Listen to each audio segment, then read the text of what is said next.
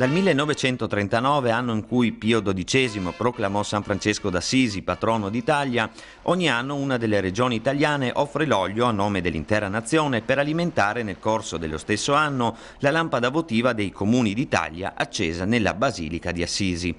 Quest'anno l'onore di consegnare il proprio olio spetta alla regione Friuli Venezia Giulia, che con una delegazione guidata dal presidente Tondo e tantissimi pellegrini è stata accolta come da tradizione dal sindaco di Assisi Claudio Ricci e dalla presidente della regione Umbria Catiuscia Marini.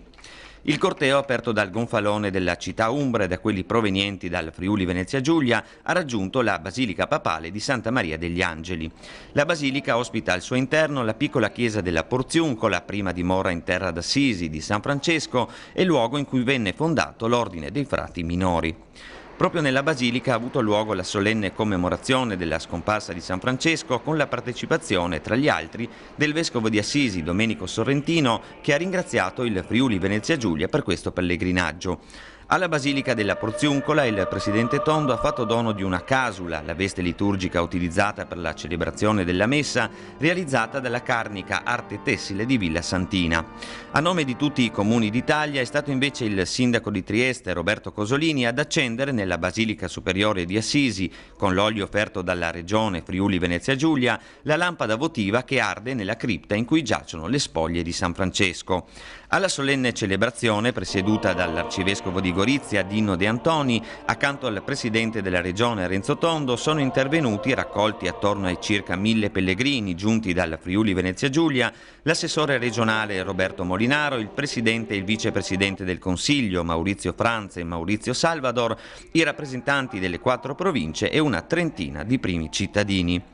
Dopo la sontuosa cerimonia, dalla loggia prospicente le 2 basiliche francescane, ha preso la parola il ministro dell'Interno Anna Maria Cancellieri, che nel suo messaggio all'Italia ha indicato che forse mai come in questo momento abbiamo bisogno di guardare dentro noi stessi, di farci forza l'uno con l'altro, di riconoscerci come un'unica grande comunità nazionale. Il presidente Renzo Tondo nel suo intervento ha invece evidenziato l'attuale crisi economica, la mancanza o la perdita del lavoro che si abbattono sul destino delle persone, delle famiglie e dei giovani, chiedendosi cosa San Francesco possa insegnarci oggi in un momento così difficile per il Paese. Ecco che la testimonianza di San Francesco ci può quindi indicare il cammino, sottolineato il Presidente. Dobbiamo riscoprire i valori autentici della sobrietà, della parsimonia e dell'umiltà. Il Paese ne uscirà cambiato in meglio. Capire che in un momento come questo bisogna serrare le fila, tenerci uniti, far uscire i sentimenti di solidarietà che abbiamo ricevuto nella nostra regione ai tempi del terremoto e non solo,